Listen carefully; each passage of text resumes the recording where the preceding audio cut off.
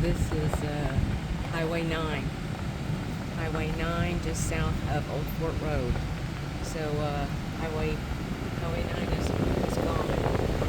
This portion just past the Trump voting station.